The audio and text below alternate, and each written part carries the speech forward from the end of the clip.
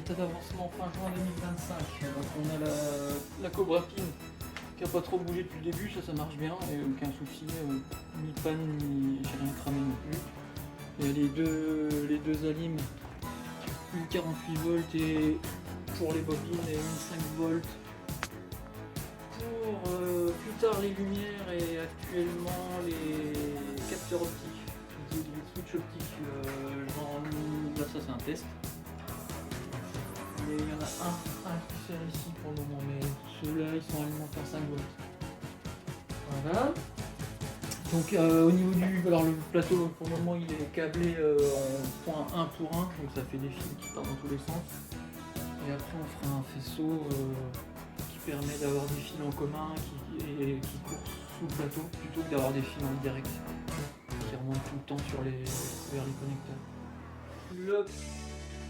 Le plateau qui est sur rôtissoir pour le moment, il y a une caisse qui a été préparée un peu plus loin et qui est prête à accueillir un plateau. Là on est sur du prototype complet avec plusieurs morceaux. Il y a 3 morceaux qui peuvent être démontés individuellement pour faciliter les perçages, etc. Pour pas être obligé de tout démonter à chaque fois que tu veux refaire un trou juste là par exemple. Qu'est-ce qu'on a? On a donc 3 batteurs, 2 à gauche, 1 à droite. Ça c'est classique. 3 bumpers. C'est fonctionnel. Voilà. On a une petite rampe avec la montée qui est amovible. Donc ça bloque. C'est l'effet Bonaldi, enfin peu importe, donc je pourrai en fait prendre la boucle par la gauche ou par la droite avec ce système de rampe qui permet de laisser passer la boucle.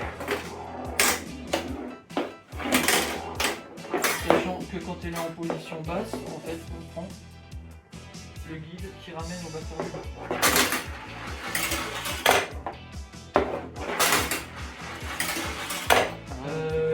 Le guide, on peut le récupérer par ce tir hein, qui est pas évident, là, le tir sur la gauche. On a appelé ça le truc Sisyphe en code de travail. Donc, quand on tire, alors je vais pas faire le tir parce que je vais le louper 10 fois de suite. Quand on tire, la bille est remise en jeu sur le rail.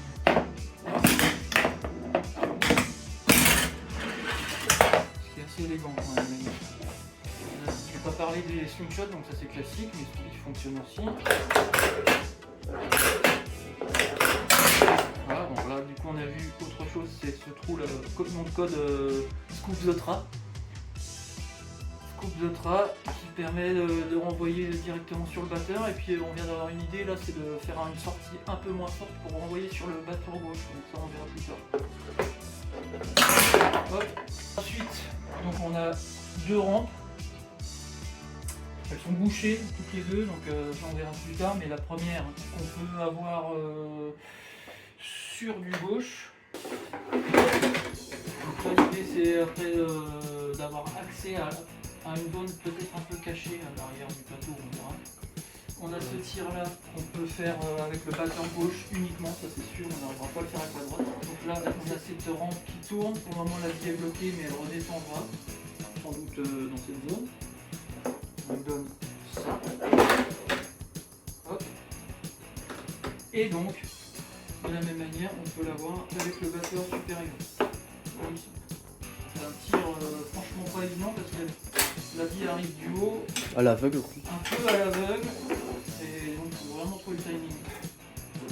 Même à la main, c'est pas évident. Voilà. Que dire d'autre? Depuis le début, il y a le. Non, c'est ça qui est fonctionnel.